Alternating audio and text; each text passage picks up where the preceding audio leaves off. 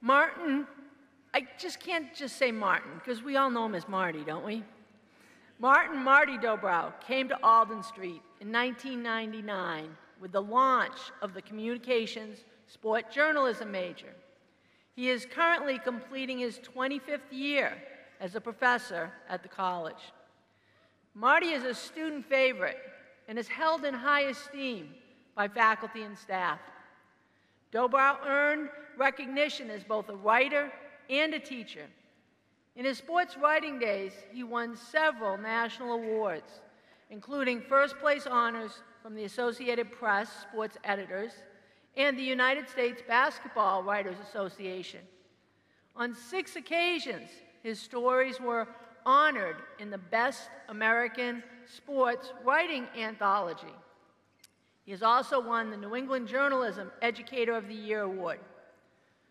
Over the years, Dobrow's writing focus has shifted from sports to social justice. He has written in-depth stories on this subject in the Washington Post and the Atlantic, among other publications. This year, he is completing a book that has been a passion project for the last decade about the undertold story of American civil rights in the nation's oldest history. In 2014-15, Dobrow earned the college's highest teaching honor as the Distinguished Professor of Humanics. His Humanics projects included a Tom Waddell Day that he continues annually with the Sports and Social Justice Symposium. He also had a focus on Team Impact, a program that pairs children with life-threatening illnesses and the college's sports team, and sharing of his research about the remarkable circumstances surrounding the Springfield College commencement speech given in 1964 by his namesake and a hero, Dr. Martin Luther King, Jr. Given that today represents the 60th anniversary of the commencement in which Springfield College proudly hosted Dr. King as our commencement speaker, I am sure you can all see why we chose to have one of our own address our graduates. I, for one, am looking forward to hearing more about Marty's views. Please give a warm welcome to Professor Marty Dobrow.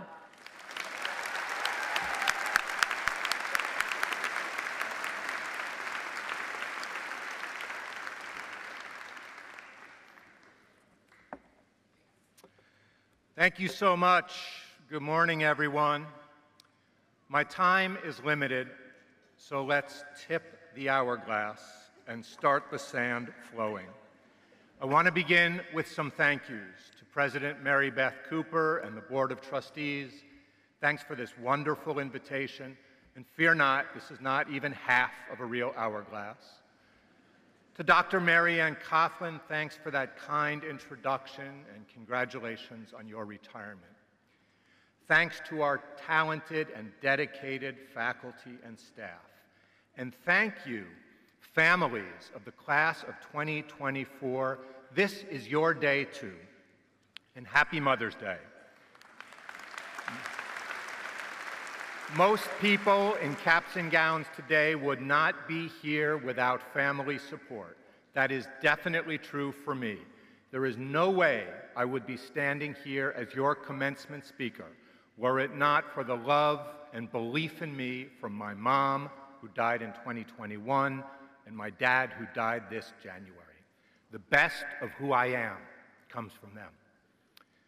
Thanks to my siblings, Julie and Joe, and my wonderful creative family, my daughter Sarah, who is here today, my sons Josh and Jeremiah, and my favorite colleague, Missy Marie Montgomery, who graduates with you today after 25 years of distinguished service.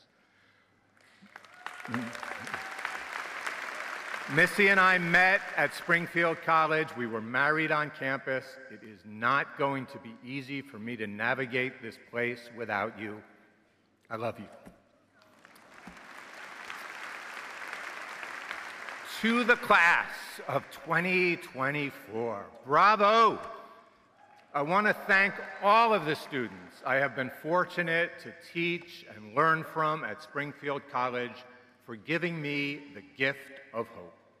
Your intelligence and enthusiasm have allowed me to win the daily battle for optimism.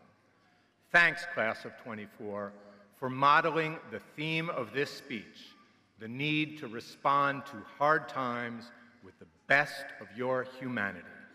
You have truly lived the Humanics philosophy. What's that? Some guests might be asking. Indeed, Merriam-Webster, a Springfield company for over 200 years, does not include Humanics in its dictionary. But on Alden Street, it is the most important word, the beating heart of Springfield College, the core of what I regard as the finest mission statement of any college in America, educating students in spirit, mind, and body for leadership in service to humanity. Humanics, because words matter. History also matters. Though commencement means a beginning, it also involves, indeed demands, a look in the rearview mirror. And so today, we are going on a trip together back in time. I have invited two namesake tour guides to join us. One is a name you all know, Dr. Martin Luther King, Jr. 60 years ago, Dr. King was the commencement speaker at Springfield College under some extraordinary circumstances. The second is a blast from the cinematic past, Marty McFly. That Marty, played by a youthful Michael J. Fox, was the protagonist of Back to the Future, the top-selling movie in 1985, shortly after my own graduation. He travels back in time 30 years in a DeLorean automobile and takes decisive action to avert catastrophe and create a better future. We are going to mimic that journey today, but our time travel will differ from his in a few ways. We are going back 60 years instead of 30. We can't all fit in a DeLorean, so we will be taking a train. And we will be getting off at the train at 3 points: at the beginning of your Springfield College experience, at the beginning of your lives, and at the 1964 commencement, where we will linger for a bit before getting back on the train to head back to the present and back to the future. Everyone ready? All aboard! Our first stop is January 2020. Please exit on your left. It was a hopeful time, the dawn of a new decade, the start of a year that sounded like perfect vision, 2020. It was also around the time you selected Springfield College, a choice you made for a variety of reasons. Some were drawn by the close-knit community for which this college is well known. Some by an outstanding academic program, like my own communication sports journalism major, or by the prospect of playing on a team. Some were attracted to the Humanics philosophy. Unfortunately, in March 2020, your best-laid plans collided with the coronavirus. It was a respiratory nightmare that would transform life across the globe. In May 2020, there was a second respiratory nightmare. George Floyd, with a knee on his neck, calling out for his mother and saying, "I can't breathe." It's a painful moment in America, and one we can't ignore. We don't get to a better future by hiding from difficult history.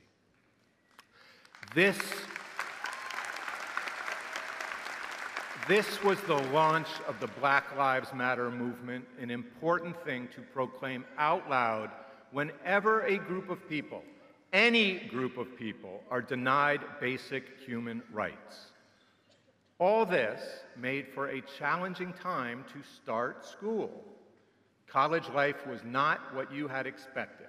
You had to wear masks, you took classes by Zoom, And for the first time in 75 years, there were no intercollegiate sports. All in all, it was a profoundly diminished experience. You could have whined, you could have moaned, but wise beyond your years, you didn't waste time complaining about things you couldn't control. Instead, you persevered.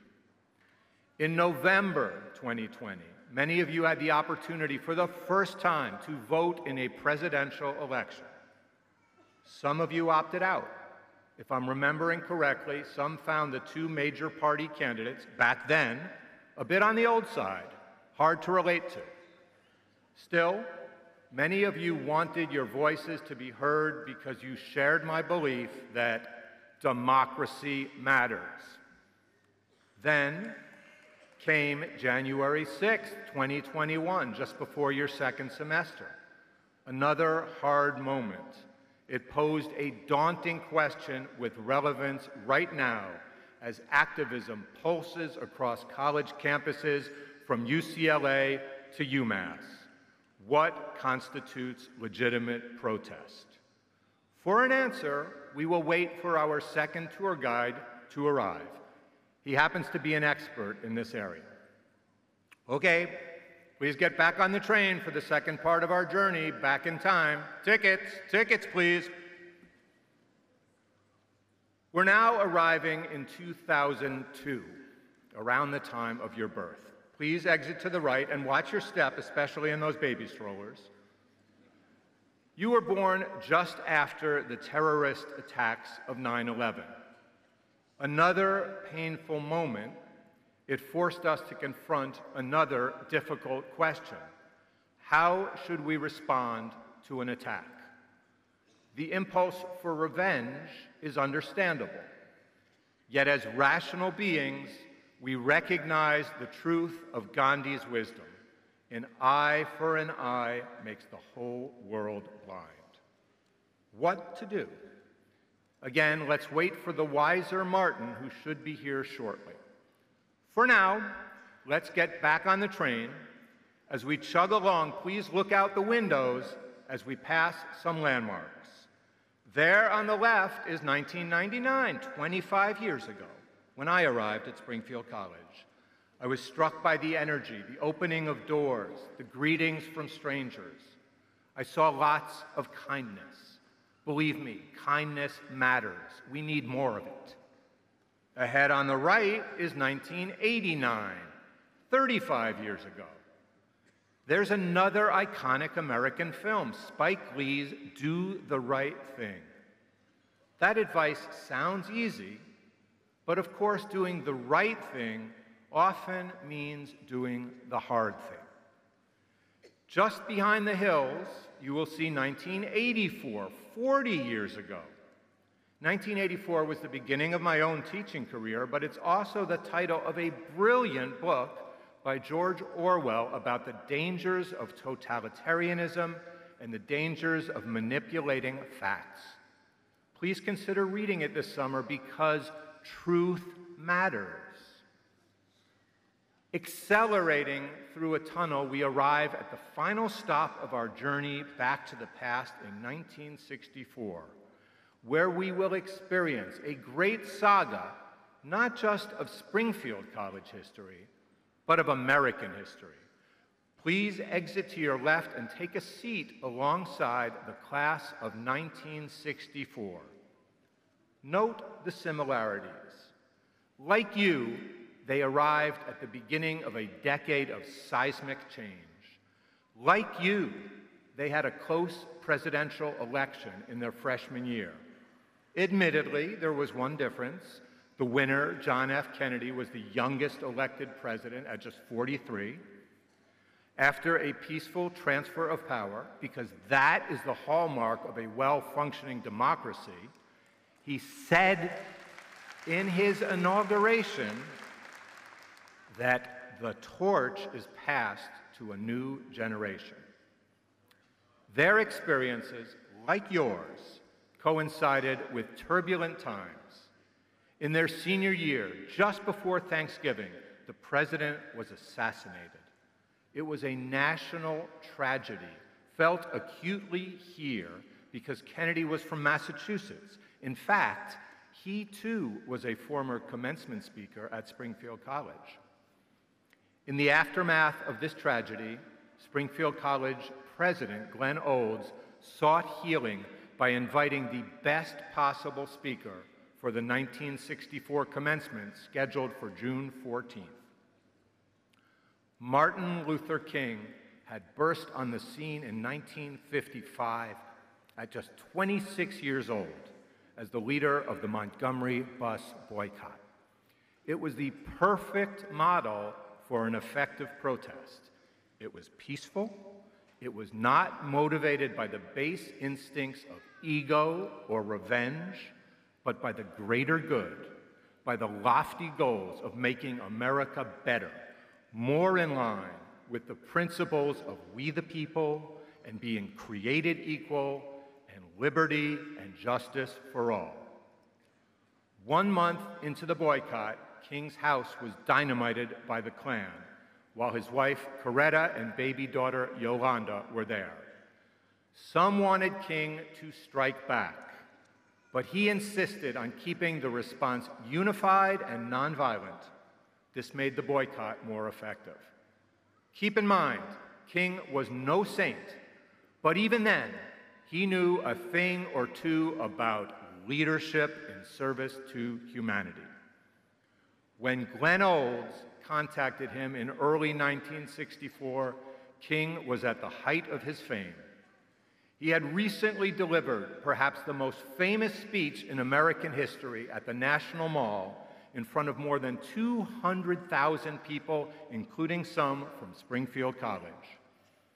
In January 1964, he was named the Time magazine Person of the Year.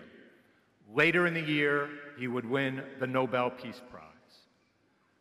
Dr. King accepted the invitation, but his commencement address almost didn't happen for 2 reasons.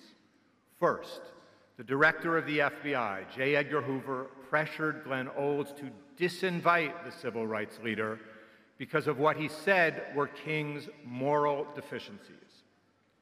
In the great moment of truth in his life, Olds did the hard and right thing and stood by Dr. King. Then in June, King was almost waylaid in St. Augustine, Florida. The address of a cottage he had rented was printed in the local newspaper, and the cottage was shot into that night. For a couple of weeks, King was moved from house to house for his protection. On June 11th, King was arrested for ordering food in a whites-only restaurant. He was in jail on the 11th, the 12th, into the 13th. Would he even make it to the commencement the next day? Dr. King's masterful 29-minute and 50-second speech contained many gems.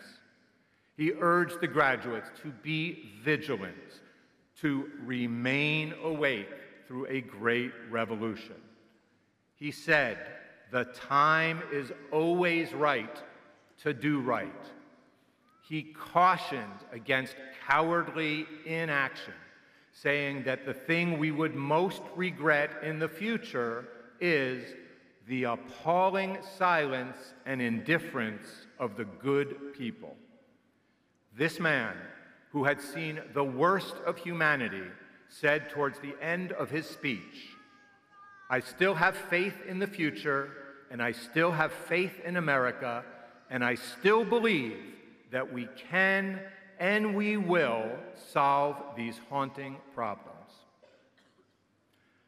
As we now get back on the train to head back to the present, I would say that your mission, class of 2024, is to reward his faith and optimism. Based on what I have seen firsthand from you the last few years, I think you can do it. Here are 3 reasons why. First, you have shown what is possible with determined and collective effort, as in the December 2022 women's basketball game, when, led by point guard Rachel Vinton, you stormed from behind with a 31-point fourth quarter to beat Middlebury.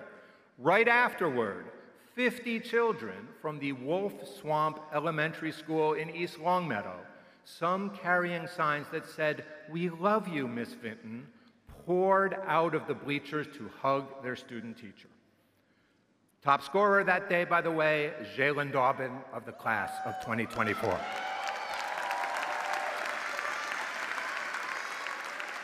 Second, you have shown a willingness to face hard history as you demonstrated on a spring break trip to the South in March 2023. Standing in front of the Edmund Pettus Bridge in Selma, Alabama, Sabria Merrifield of the class of 2024 heard the story of John Lewis being beaten over the head in 1965 as he led a peaceful march for voting rights at this exact spot. She had an incredibly determined expression on her face as she crossed the bridge herself. Third, you have often stepped out of your comfort zone to create what Dr. King called a world perspective. Just weeks ago, I saw many of you gathering with wide-eyed curiosity at the Health Sciences Center to watch Tibetan monks begin the sacred week-long process of crafting a beautiful sand mandala. Checking my own sand here, in the year when the top film is Dune Part 2, I see that I am almost out of time. As we get off the train and return to your own graduation, I want to acknowledge that you are graduating at a challenging time. This fraying planet, still breathtakingly beautiful, and this bitterly divided country, still great in so many ways, they desperately need your help. As you look to the future and see an election with the same two candidates, 4 years older now, and as you look at the obvious ways in which my own generation has fallen short, I understand the temptation to disengage, to lean out. But I urge you to do the opposite. Lean in.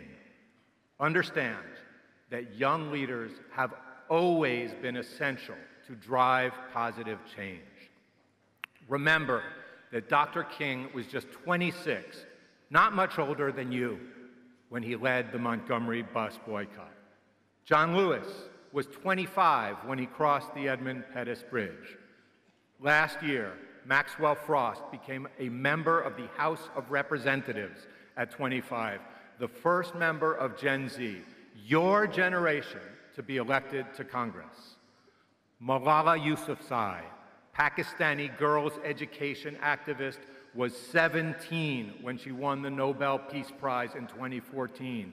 And Greta Thunberg, Swedish environmental activist, became the Time Magazine Person of the Year in 2019 when she was 15. Maybe it doesn't seem like it, but it is time to pass the torch to a new generation, your generation. Get your diploma, wish your mom a happy Mother's Day, and go celebrate. You have earned it. You have been outstanding passengers at the little college that could. And now it is time to shine in a world that needs you. I think you can. I think you can. Go on to the future now and show us all that leadership in service to humanity. Class of 2024, you got this.